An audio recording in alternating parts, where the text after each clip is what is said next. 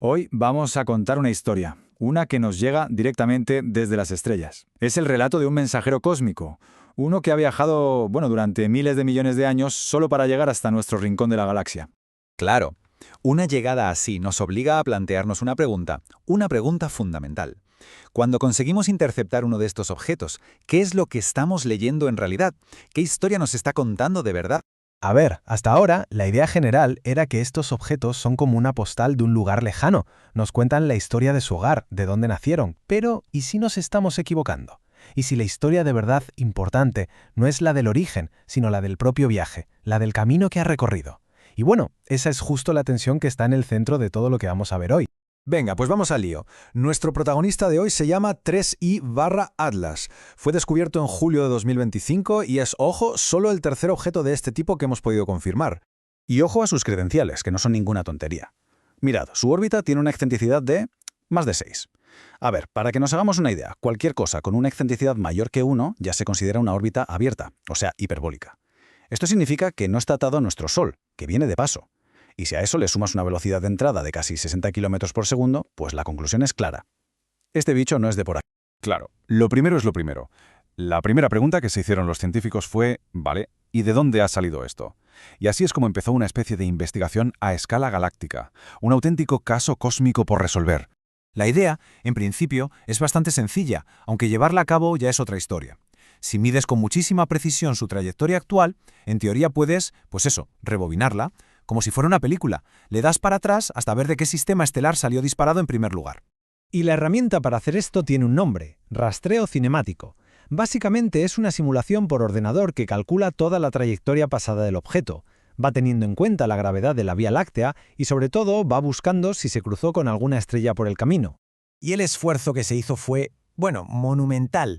Se pusieron a rebobinar la trayectoria de 3I/Atlas nada menos que 10 millones de años en el pasado, y la compararon con los datos de más de 3,6 millones de estrellas del catálogo Gaia. El objetivo, encontrar cualquier estrella que se le hubiera acercado lo suficiente, ya sea para expulsarlo o para cambiarle la ruta.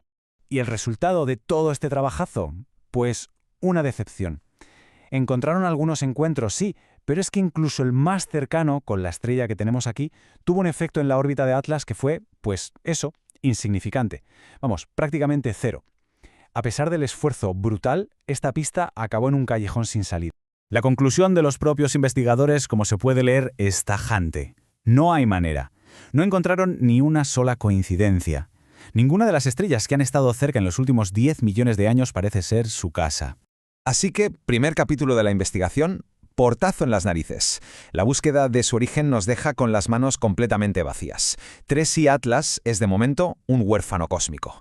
Y claro, esto solo hace que el misterio sea todavía más grande.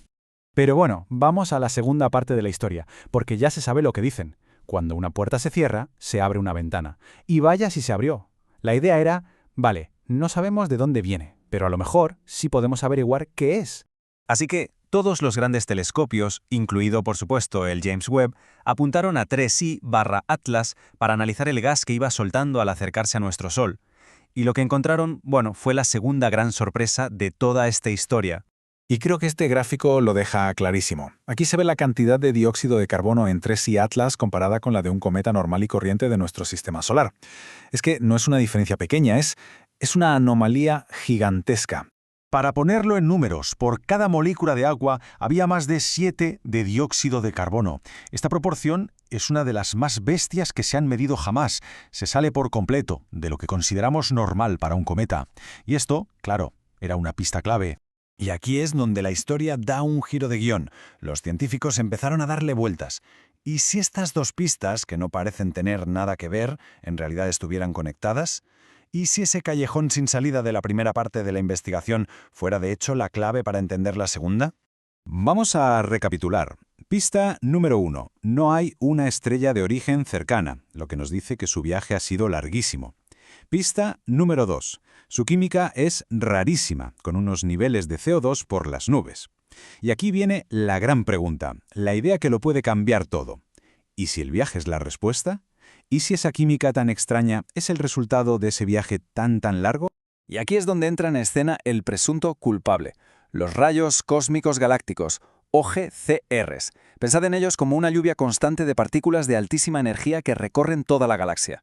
Cualquier cosa que se pasee por el espacio interestelar durante mucho, mucho tiempo está recibiendo este bombardeo sin parar. La teoría, que es fascinante, es más o menos así.